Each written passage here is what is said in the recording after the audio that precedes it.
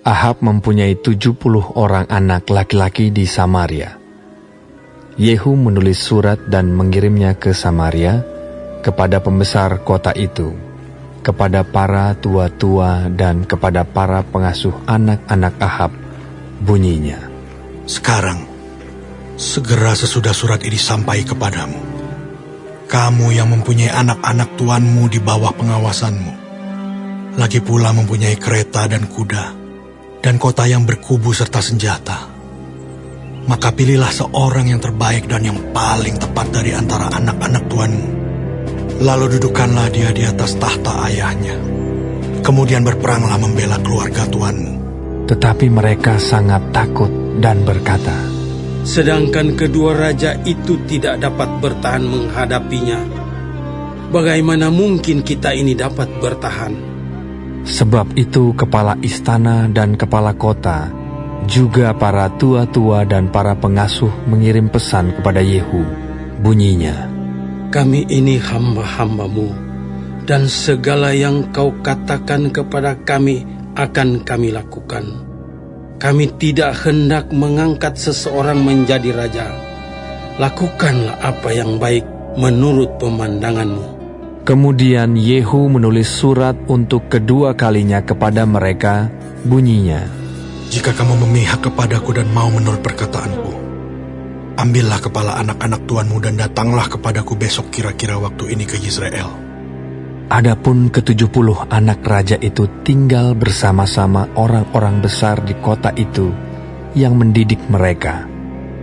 Tatkala surat itu sampai kepada mereka, mereka mengambil anak-anak raja itu, menyembelih ke-70 orang itu, menaruh kepala orang-orang itu ke dalam keranjang, dan mengirimkan semuanya kepada Yehu di Yisrael.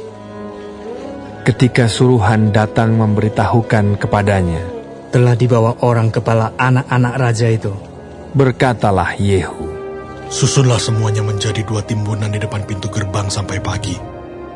Pada paginya keluarlah Yehu, berdirilah ia, lalu berkata kepada segenap orang banyak, "Kamu ini tidak bersalah.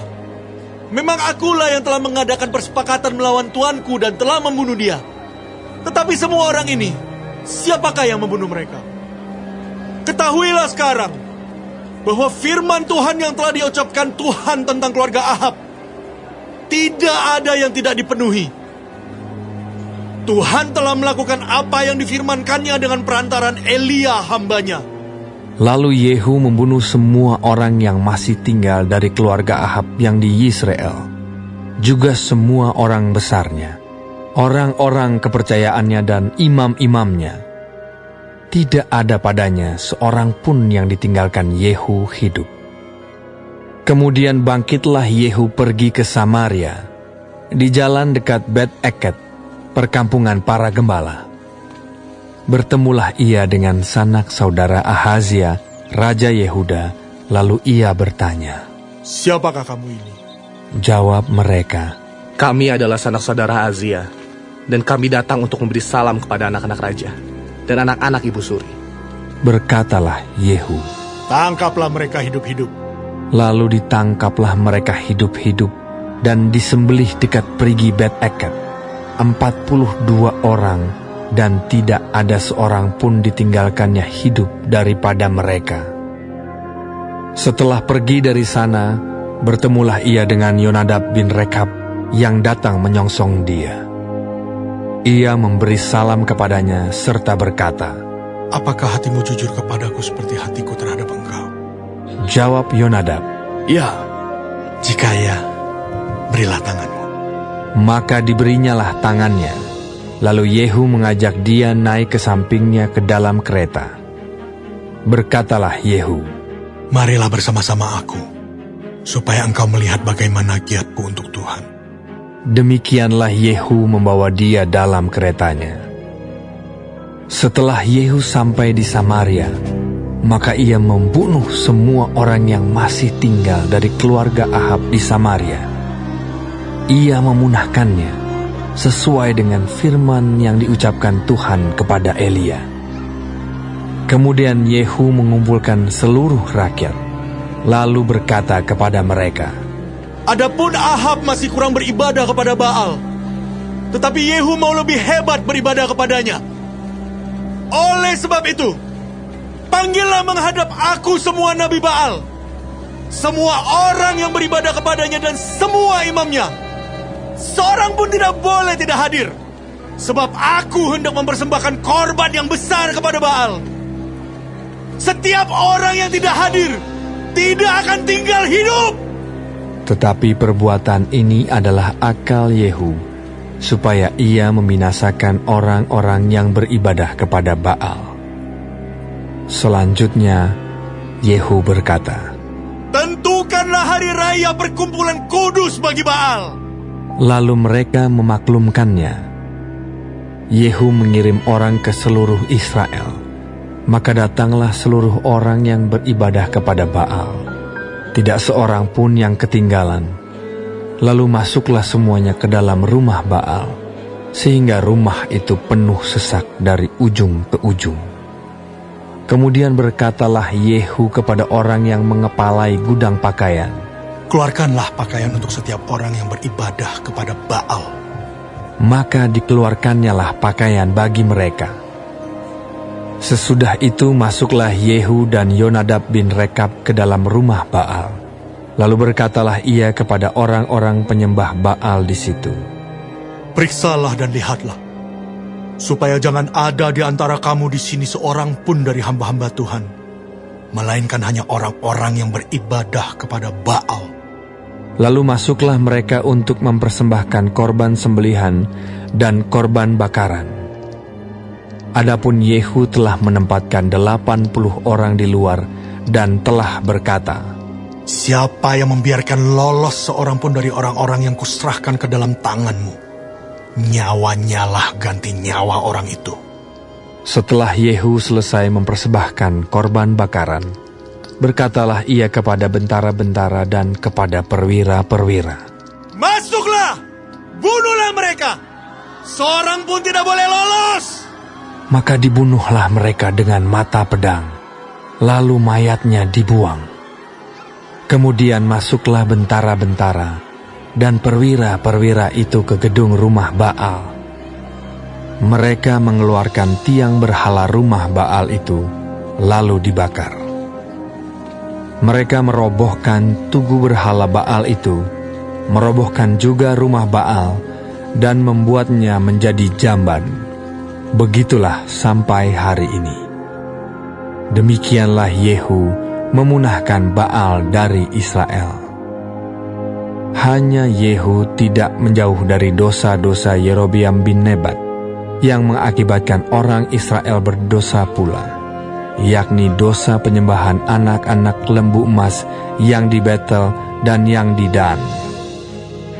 Berfirmanlah Tuhan kepada Yehu, oleh karena engkau telah berbuat baik dengan melakukan apa yang benar di mataku, dan telah berbuat kepada keluarga Ahab tepat seperti yang dikehendaki hatiku, maka anak-anakmu akan duduk di atas tahta Israel sampai keturunan yang keempat.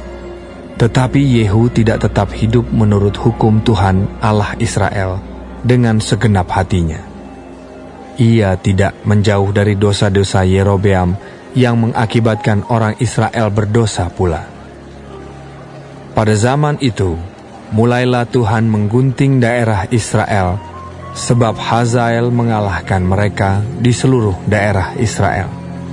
Di tepi sungai Yordan dengan merebut seluruh tanah Gilead, tanah orang Gad, orang Ruben, dan orang Manasye, mulai dari Aroer yang di tepi sungai Arnon, baik Gilead maupun Basan.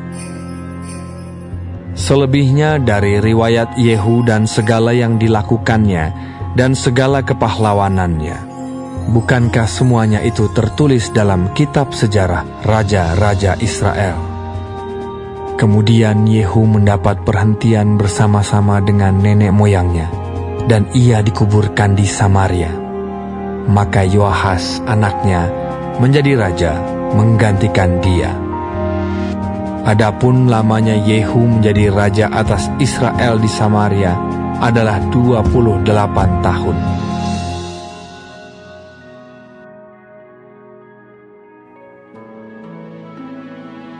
Lalu penduduk Yerusalem mengangkat Ahazia, anaknya yang bungsu, menjadi raja menggantikan dia.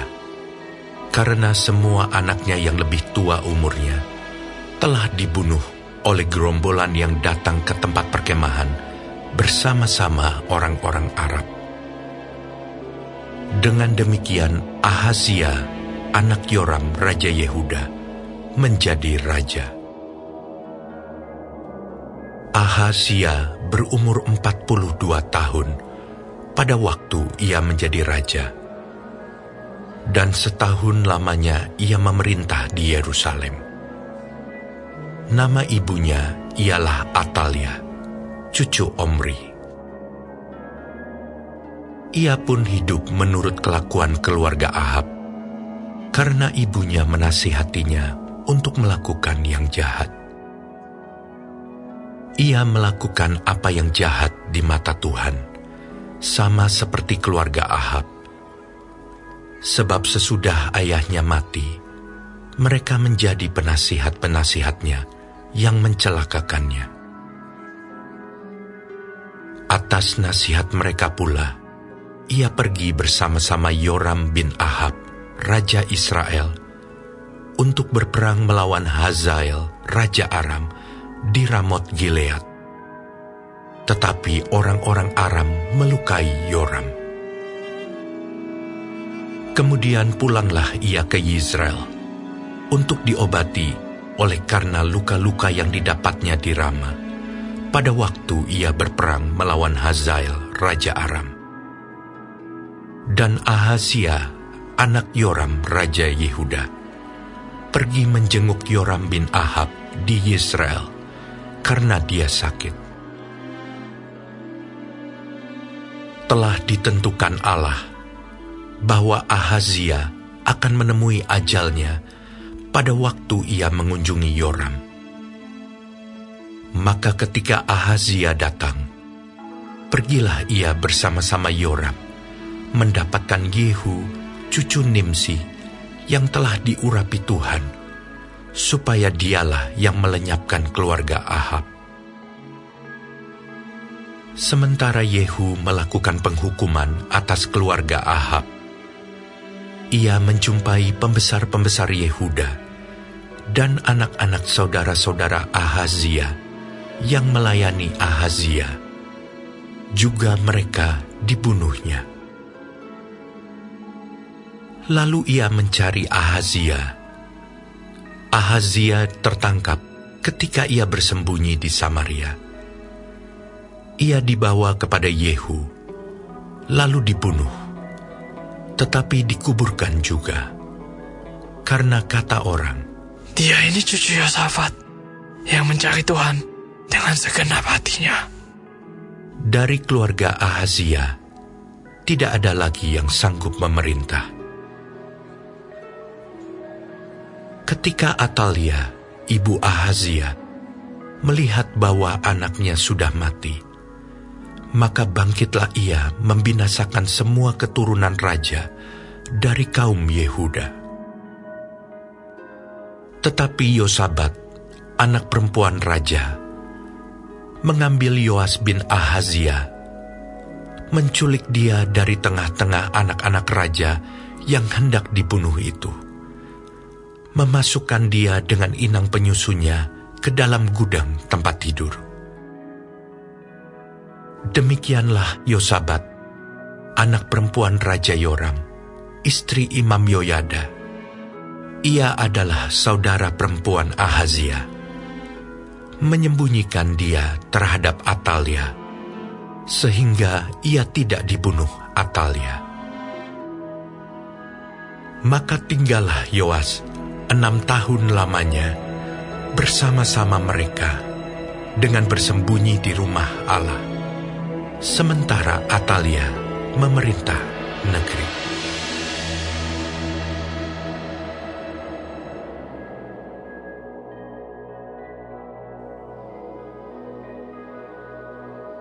Tetapi dalam tahun ke-7 Yoyada memberanikan diri, dan ia mengadakan persepakatan dengan para kepala pasukan 100, yakni Azaria bin Yeroham, Ismail bin Yohanan, Azaria bin Obed, Maasea bin Adaya, dan Elisafat bin Sikri.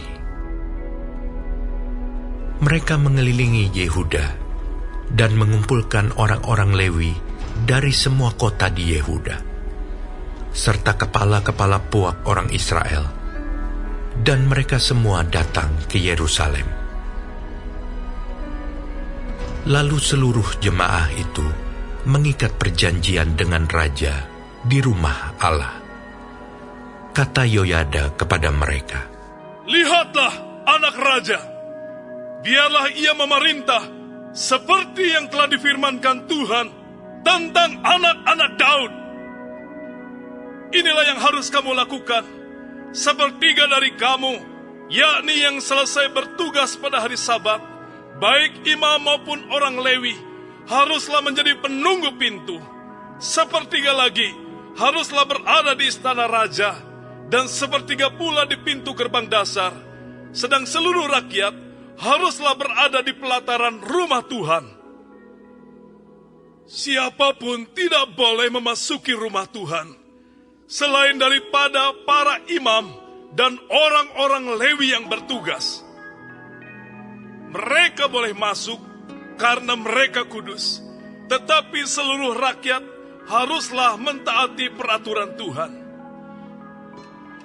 Dalam pada itu, orang-orang Lewi haruslah mengelilingi raja dari segala penjuru, masing-masing dengan senjatanya di tangannya. Dan siapa yang memasuki rumah itu haruslah dibunuh. Dan baiklah kamu menyertai raja setiap kali ia keluar atau masuk." Orang-orang Lewi dan seluruh Yehuda melakukan tepat seperti yang diperintahkan Imam Yoyada. Masing-masing mengambil orang-orangnya yang selesai bertugas pada hari Sabat, bersama-sama dengan orang-orang yang masuk bertugas pada hari itu. Karena Imam Yoyada tidak membebaskan rombongan-rombongan itu. Lalu Imam Yoyada memberikan kepada para kepala pasukan 100 itu tombak-tombak, utar-utar, dan perisai-perisai kepunyaan Raja Daud yang ada di rumah Allah. Ia menempatkan seluruh rakyat, masing-masing dengan lembing di tangannya, di lambung kanan sampai ke lambung kiri rumah itu, dengan mengelilingi mezbah dan rumah itu untuk melindungi raja. Sesudah itu Yoyada dan anak-anaknya membawa anak raja itu keluar, mengenakan jejamang kepadanya, dan memberikan hukum Allah kepadanya. Mereka menobatkan dia menjadi raja serta mengurapinya. Lalu berserulah rakyat.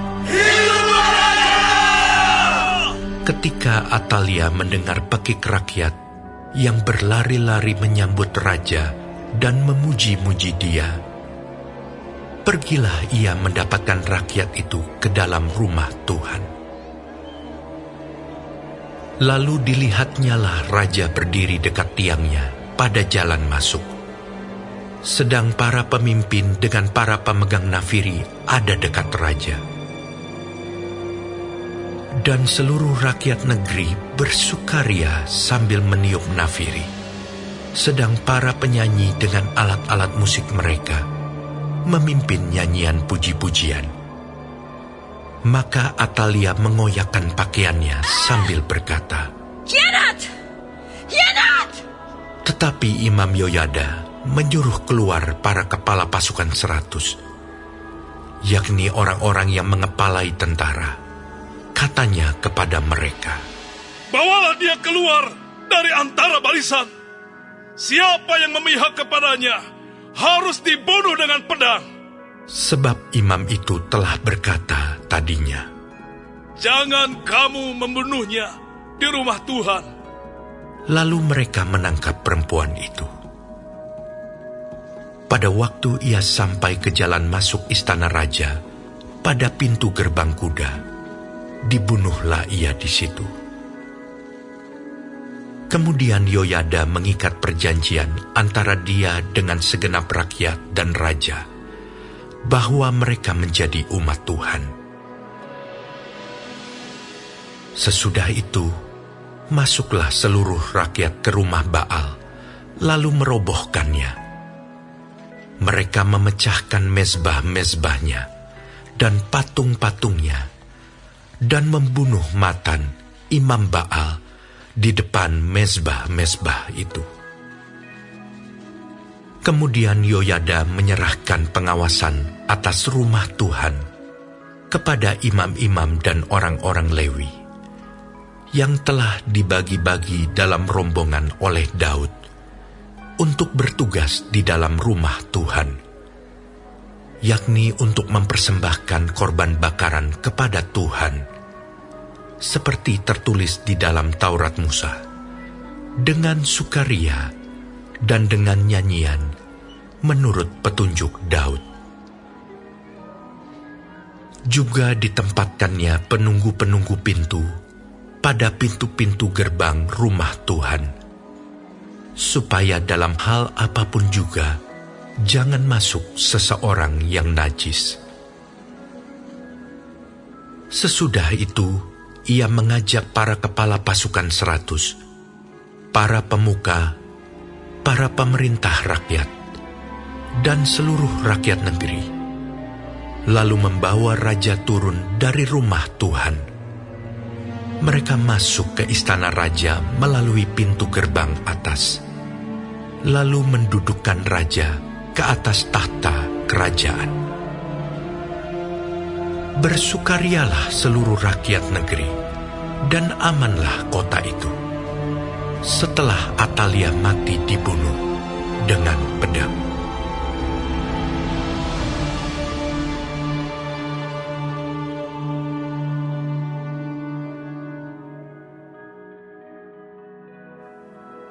Janganlah engkau keras terhadap orang yang tua, melainkan tegurlah dia sebagai bapa. Tegurlah orang-orang muda sebagai saudaramu, perempuan-perempuan tua sebagai ibu, dan perempuan-perempuan muda sebagai adikmu dengan penuh kemurnian. Hormatilah janda-janda yang benar-benar janda. Tetapi jikalau seorang janda mempunyai anak atau cucu, hendaklah mereka itu pertama-tama belajar berbakti kepada kaum keluarganya sendiri, dan membalas budi orang tua dan nenek mereka, karena itulah yang berkenan kepada Allah.